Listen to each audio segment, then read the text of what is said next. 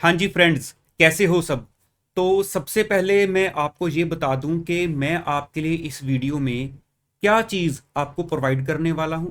ठीक है, उसके बाद आप ये वीडियो को क्यों देखो, वो चीज़ आपके लिए क्यों हेल्पफुल रहेगी, मैं आपको वो बताता हूं। फिर सारी एक्सप्लेनेशन पर आते हैं, 1 मिनट भी आपका वेस्ट नहीं करूंगा। देखो, मैं आपके लिए मतलब हमारे चाहे सीए इंटर वाले स्टूडेंट्स हैं जिनके सितंबर में एग्ज़ाम्स हैं, चाहे सीए फाइनल वाले स्टूडेंट्स हैं जिनके नवंबर में एग्ज़ाम्स हैं, मैं आपके लिए सारी कैलकुलेशन बना के लाया हूं जो भी अभी हमारे पास हाथ में टाइम अवेलेबल है। और उसमें एक एक चीज़ को बचे हुए टाइम में आपको कैसे परफेक्टली मैनेज करना है, ये मेरी इंफॉर्मेशन आपको फुल क्लैरिटी कर देगी। अब पहले आपको ये बता दूं कि ये वीडियो क्यों मैंने आपके लिए बनाई है, क्या मकसद आपका सॉल्व करेगी। मेरी बात ध्यान से सुनना। कॉमन डिस्कशन रखूंगा क्योंकि इंटर और फाइनल वालों की कॉमन मैं कैलकुलेशन करके लाया हूं। डेज अलग अलग हैं लेकिन लॉजिक सेम है। देखो, अगर मैं बात करूं फॉर एग्जांपल, जैसे इंटर वाला स्टूडेंट है, वो सोचेगा कि अब मेरे पास 40 to 45 डेज हाथ में बचे हैं मेरे एग्जाम्स में।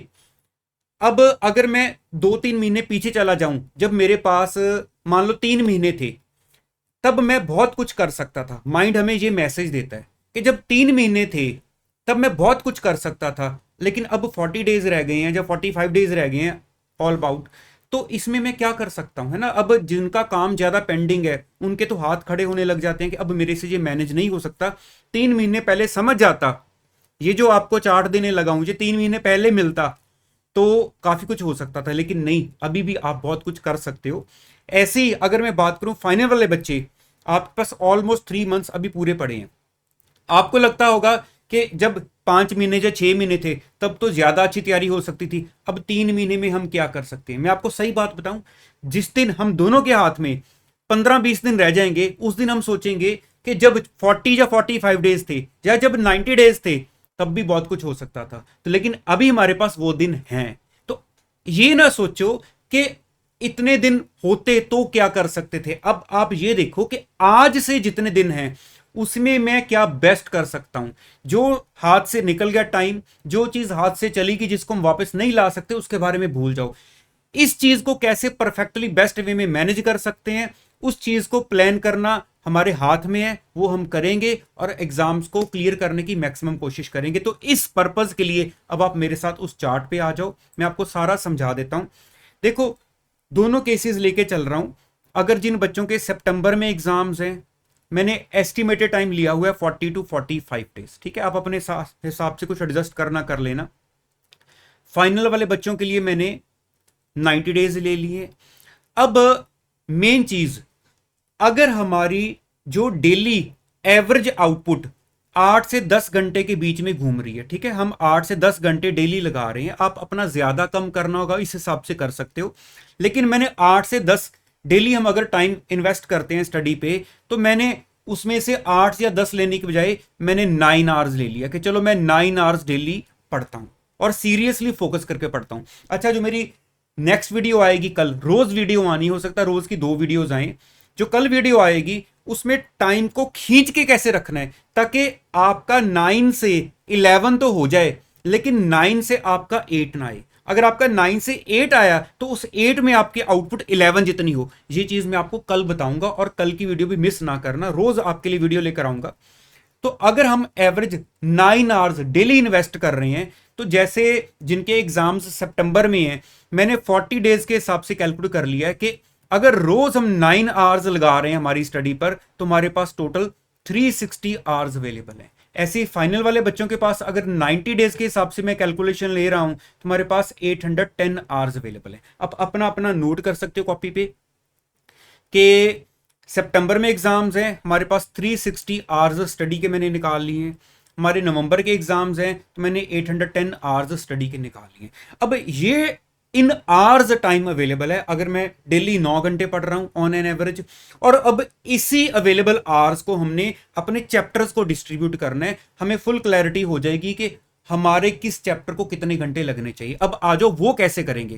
देखो, अगर तो हमारे 3 पेपर हैं, तो अगर 360 आवर्स इन बच्चों के पास अवेलेबल हैं, वो 3 से डिवाइड कर लो तो ईच सब्जेक्ट हमारे पास 120 आवर्स अवेलेबल हैं, जिसमें हमने उस सब्जेक्ट को कवर करना है, रिवाइज करना है, खत्म करना है, जो भी करना है। अगर हमारे 6 पेपर्स हैं तो मैंने 6 से डिवाइड किया तो 60 आवर्स ईच पेपर हमारे पास अवेलेबल है जिसमें हमने उस पेपर को कवर करना है। ऐसे ही अगर 810 आवर्स हैं तो मैंने आपका निकाल दिया, 3 पेपर हैं तो 270 आवर्स हमारे पास ईच सब्जेक्ट के लिए रहेंगे, और अगर 6 पेपर हैं तो 135 आवर्स हमारे फॉर ईच सब्जेक्ट रहेंगे। अब आपके पास ये अवेलेबल है। अब जिन बच्चों के 3 पेपर हैं या जिन बच्चों के 6 पेपर हैं, आप हर सब्जेक्ट का जो टाइम है मैक्सिमम अवेलेबल वो यहां से अपना नोट कर सकते हो कि 3 पेपर हैं तो सितंबर में एग्जाम है तो 120 घंटे, अगर नवंबर में एग्जाम्स हैं तो 270 घंटे। इस हिसाब से हम अलॉट करेंगे सब्जेक्ट को। अब ये टाइम आपने हर सब्जेक्ट को देना कैसे है, अब आप उस चीज पर आ जाओ। देखो जो मेन चीज है मैं अब आपको बताने लगा हूं, अब आप जरा उस चीज पर फोकस करो कि मेन स्टेप क्या रहेगा। मेन हमारा स्टेप है, आपने सबसे पहले एक लिस्ट बनानी है। अब वो लिस्ट आपने किस चीज की कैसे बनानी है, आपने अपने जितने भी सब्जेक्ट्स हैं, आपके 3 सब्जेक्ट्स हैं, आपके 6 सब्जेक्ट्स हैं, मैं एग्जांपल ले लेता हूं। अगर मान लो आपके 3 सब्जेक्ट्स हैं तो अगर आप 3 सब्जेक्ट्स के लिए अपनी लिस्ट बनाओगे वो सब्जेक्ट वाइज लिस्ट रहेगी हमारी। फॉर एग्जाम्पल जैसे हमने लिया है कि मान लो आपका टैक्सेशन का सब्जेक्ट है, ठीक है, आपका टैक्सेशन का सब्जेक्ट है। अब टैक्सेशन के सब्जेक्ट को आपने 4 पार्ट्स में डिवाइड कर देना है। आपका जो प्रेपरेशन लेवल है, एक तो आ गया हमारा, जैसे हमारे वीक चैप्टर्स हैं जिनके ऊपर मैंने कभी ज्यादा फोकस नहीं किया, मुझे मुश्किल लगते हैं, जिनकी प्रिपरेशन मेरी 0 to 50% लेवल तक है अभी तक, ठीक है, एक तो ये लिस्ट हो जाएगी। फिर जिन चैप्टर्स की मेरी प्रिपरेशन 50% लेवल तक हो चुकी है, मुझे लगता है मैंने किया तो है लेकिन अभी मैं परफेक्ट नहीं हूं, 50% तक रख सकते हो उसमें। अब कौन से चैप्टर्स आपके 50% से ऊपर जाएंगे या कौन से परफेक्ट हैं, ठीक है। अगर मैं ये बोलूं कि कम से कम 2 4 5 चैप्टर तो ऐसे होंगे जो आपको लगता है कि इसमें से जो मर्जी आ जाए वो परफेक्ट में आ जाएंगे। अब इस लेवल के अकॉर्डिंगली, इस 4 लेवल के अकॉर्डिंगली अपने चैप्टर्स को उसके नीचे आप बाइफरकेट करके लिख दो कि ये चैप्टर मैंने वैसे लिखा हुआ, ये नाम का चैप्टर है वो मेरा 15% तक आ रहा है, एक ये चैप्टर है, एक ये चैप्टर है, 3 चैप्टर मेरे 15% तक आ रहे हैं, ऐसे 3 या 4 या 5 चैप्टर मेरे 50% में आ रहे हैं, ऐसे कौन से 50 से ऊपर वाले में आ रहे हैं या परफेक्ट में आ रहे हैं। आपने ऐसे अपने हर सब्जेक्ट को ऐसे डिवाइड कर देना। अब ऐसे डिवाइड करने के बाद अगर आपके 3 पेपर हैं तो आपके पास, अगर सितंबर में एग्जाम है तो 120 घंटे अवेलेबल थे पर सब्जेक्ट, अगर 6 पेपर हैं तो 60 थे। ऐसे ही जिन बच्चों के नवंबर में एग्जाम है, 3 पेपर है तो 270 घंटे अवेलेबल हैं, ठीक है, 6 पेपर है तो 135 आवर्स अवेलेबल है। अब वो जो टाइम अवेलेबल है, मैं एक एग्जांपल ले रहा हूं, मान लो मेरे पास हर सब्जेक्ट के लिए 120 घंटे अवेलेबल है। अब ये एग्जांपल आप इंटर या फाइनल अपने हिसाब से एडजस्ट कर लेना। मान लो मेरे पास 120 घंटे अवेलेबल है।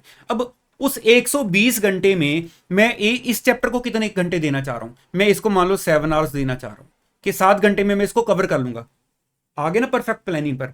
इस चैप्टर को मैं 8 घंटे देना चाहता हूं, इस चैप्टर को मैं छोड़ना चाहता हूं, चलो मैंने नहीं दी। माइंड में क्लियर रखो, वरना क्या होता है कि अगर आपको पता है कि ये पेंडिंग में देखते हैं बाद में देखेंगे, क्लियर कर लो उसकी इंपॉर्टेंस वाइज, उसके एग्जाम में क्या इंपॉर्टेंस है, आता है नहीं आता है, कितना का आता है, करना है या नहीं करना है। क्योंकि टाइम जो अवेलेबल है उसको अलॉट करना है कि इसको मैं 10 देना चाहता हूं, इसको मैं 15 देना चाहता हूं, इसको मैं 4 देना चाहता हूं, ऐसे आप टाइम अलॉट कर दो। और आपको पता है जो टाइम अवेलेबल है आपके पास आप उसी में से अलॉट करोगे, ठीक है। इसके साथ आपको क्लैरिटी हो जाएगी कि सब्जेक्ट वाइज, चैप्टर वाइज आपने कौन से टॉपिक को, कौन से एरिया को कितना टाइम अलॉट किया हुआ है और उसको उतना ही लगना चाहिए। अब आप अपने माइंड को रेडी करके बैठोगे कि हां आज मैं 8 घंटे इस चैप्टर को देने लगा हूं। अगर देखो एक चीज और आपके काम आएगी, अगर आपको लगता है कि आप सब्जेक्ट को चेंज करते हो, आज आपने टैक्स भी किया, आपने कल अकाउंट्स भी करना है, तो मान लो आपने अकाउंट्स के किसी चैप्टर को सपोज कर लो आपने दिए हुए हैं 10 घंटे, ठीक है, और उधर से आपने सपोज कर लो कि टैक्स के किसी चैप्टर को दिए हुए 8 घंटे, तो आपके पास टोटल आवर्स हो गए आपके 18। तो डेली अगर आप 9 घंटे पढ़ रहे हो तो आप इसका मतलब 2 दिन में ये चैप्टर्स खत्म करोगे, तो आप मिक्सिंग भी कर सकते हो। तो इस हिसाब से आपकी जो रिवीजन है वो आपके पूरे ग्रिप में रहेगी, आपको पता होगा कि आप क्या कर रहे हो, क्या पेंडिंग है, क्या नहीं पेंडिंग है, क्या करना है, क्या नहीं करना है, टाइम खराब तो नहीं कर रहे, हर चीज आपके कंट्रोल में रहेगी। मेरे ख्याल से आपको हर चीज क्लियर है। बाकी मैं आपको यह चाहूंगा कि आप जो भी आपके माइंड में डाउट्स, प्रॉब्लम्स, कंफ्यूजन चल रही हैं कि आपकी प्रिपरेशन अच्छी है, खराब है, कैसी है, वो कमेंट बॉक्स में मेरे साथ शेयर करो। आपके कमेंट्स से ही मैं सारा कंटेंट बनाकर लेकर आऊंगा, ताकि आपकी सारी प्रॉब्लम्स सॉल्व करूं।